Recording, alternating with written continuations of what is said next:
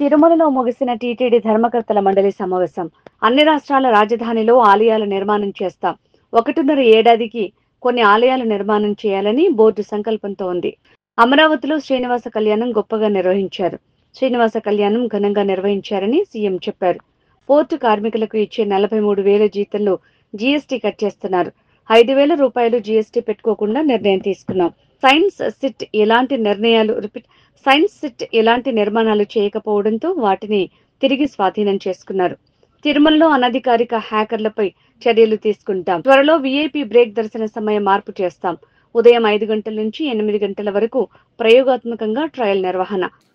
ఇదే విధంగా ఇటీవల అమరావతిలో శ్రీవారి కళ్యాణం చాలా అద్భుతంగా టీటీడీ అధికారులు అయితే ఏమైంది, బోర్డు సభ్యులు అయితే మిగిలిన వాళ్ళందరూ కూడా అక్కడ ఉన్నటువంటి రైతులు కానీ ఎవరైనా కానీ అందరూ సహకరించారు. చాలా బ్రహ్మాండంగా నిర్వర్తించాం. దానికి ముఖ్యమంత్రి గారు అభినందనలు తెలిపారు. అది కూడా మన బోర్డులో ఇవాళ తీర్మానం జరిగింది. ఆయనకి ధన్యవాదాలు చెప్తూ ఈ సందర్భంగా రాష్ట్ర ముఖ్యమంత్రి వర్యులు నారా చంద్రబాబు నాయుడు గారికి బోర్డు ధన్యవాదాలు తెలియజేయడం జరిగింది. అదేవిధంగా ఇంకొన్ని నిర్ణయాలు అయితే మేము తీసుకున్నాం.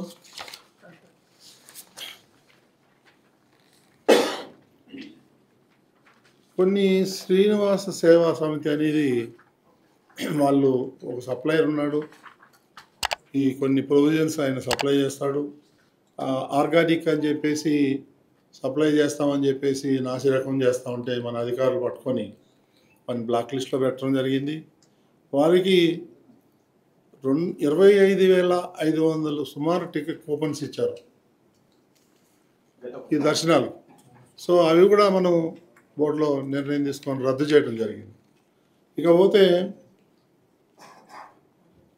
ఈ పోర్టులో పనిచేసినటువంటి ఎవరైతే వర్కర్స్ ఉన్నారో వాళ్ళకి చాలా ఇబ్బందులు ఉన్నాయి. ఆరోగ్యపరంగా కూడా చాలా ఇబ్బందులు ఉన్నాయి. వాళ్ళకి 43,000 రూపాయలు జీతం ఇస్తే అందులో 4,800 జీఎస్టీ కట్ చేస్తున్నారు. వాళ్ళు ఒక రిప్రజెంటేషన్ ఇచ్చారు, మాకు అది కట్ కాకుండా చూడండి అని చెప్పి అది కూడా బోర్డులో పెట్టేసి వాళ్ళకి నష్టం కలగకుండా 43,000 చేతికి వచ్చేటట్టుగా చేయాలని చెప్పేసి బోర్డులో నిర్ణయం తీసుకున్నాం. అదేవిధంగా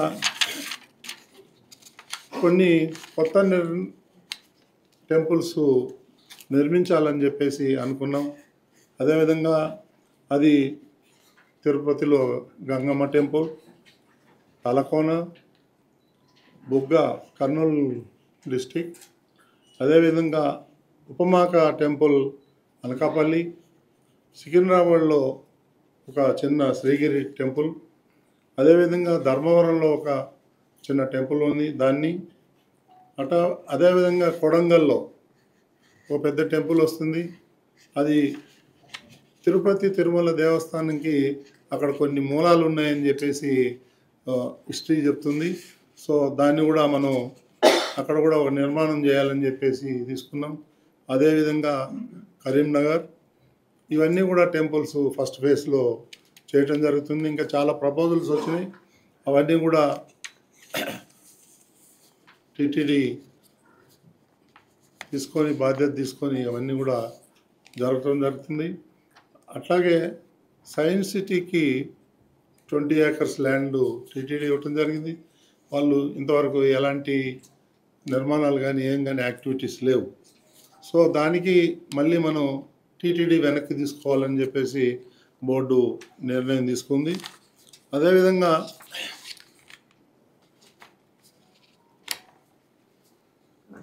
181 మంది ఎవరైతే కాంట్రాక్ట్ లెక్చరర్స్ ఉన్నారో వాళ్ళు ఒక రిప్రజెంటేటివ్ ఇచ్చినారు. మేము 20 ఏళ్ళ నుంచి పనిచేస్తున్నాం. మాకు రిటైర్మెంట్ కూడా దగ్గర వచ్చేస్తుంది. మాకు ఎలాంటి బెనిఫిట్స్ లేవు, మాకు సిమ్స్లో అడ్మిషన్ లేదు, ఐడి లేదు, ఏమి లేదు అని అన్నారు. సో దాన్ని మేము బోర్డు దృష్టికి తీసుకొచ్చాము.